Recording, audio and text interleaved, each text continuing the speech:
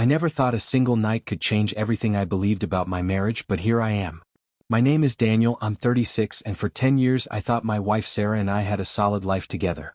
We had routines, inside jokes, a rhythm that made us feel invincible, or at least I thought so. I believed that love, trust, and loyalty were unshakable in our relationship. I was wrong. Dead wrong. It started with a casual conversation, the kind that seems insignificant at first. I was at a friend's house one evening helping him set up for a small dinner party when my phone buzzed. A message from a number I didn't recognize. We need to talk. Tonight.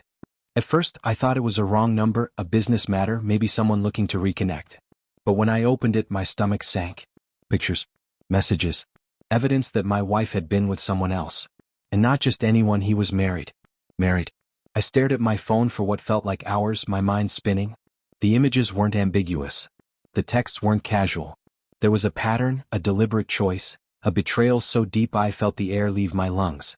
And the worst part? I couldn't punish him. Not in the way I wanted.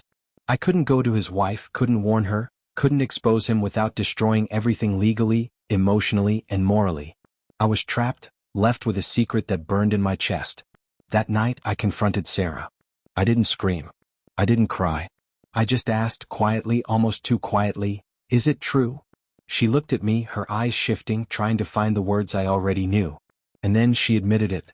The calmness in her voice cut deeper than any anger could have. She didn't apologize at first.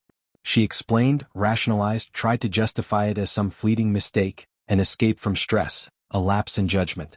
But I saw it for what it was. It wasn't a mistake. It was a choice. A betrayal I would carry forever. I didn't know what to do. I wanted to scream at the injustice, at the audacity, at the fact that someone else's marriage wasn't mine to fix. I wanted to destroy him, expose him, rip everything from him. But no. Life had rules, unwritten and cruel. I couldn't. And as much as I wanted to rage, I also realized that my anger at him was somehow misplaced. The real betrayal was not his secret affair. The real betrayal was the one happening silently in my own home by the person I trusted the most. I remember that night like it was a slow-motion movie. Sarah and I sat across from each other at our kitchen table. The lights were dim, the hum of the refrigerator the only background sound. I wanted to scream, to shake her, to demand justice, but instead I listened. She spoke about her feelings, her boredom, her loneliness. She didn't speak about love or regret. She spoke about herself as if my existence had been secondary all along. And I realized something terrifying. I had been blind. I had loved her fully, trusted her blindly, and assumed she would do the same. By morning, the house was silent. Sarah left for work, avoiding my gaze. I sat at the table, staring at the coffee cup in front of me, feeling an emptiness I couldn't shake. The images on my phone haunted me, replaying like a loop I couldn't escape. And yet, a strange clarity emerged from the chaos. I couldn't touch him. I couldn't interfere. I couldn't reverse the damage done. But I could protect myself. I could reclaim control over the only life that truly belonged to me, my own. Days passed, each one heavier than the last. Sarah tried to act normal, forcing small smiles, pretending that nothing had changed. But I couldn't ignore it. I couldn't forgive it. And deep down I didn't want to. The knowledge that she had chosen someone else, someone already committed, shattered the trust in a way that no apology could repair. Every glance, every word felt loaded with deceit.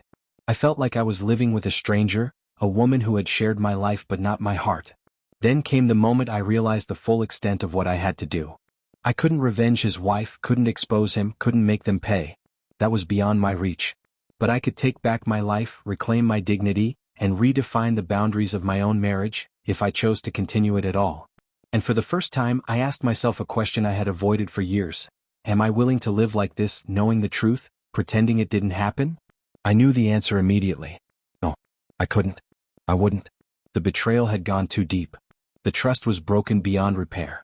And so, I made a decision that night, a decision that would change the course of everything I thought I knew about love, loyalty, and marriage.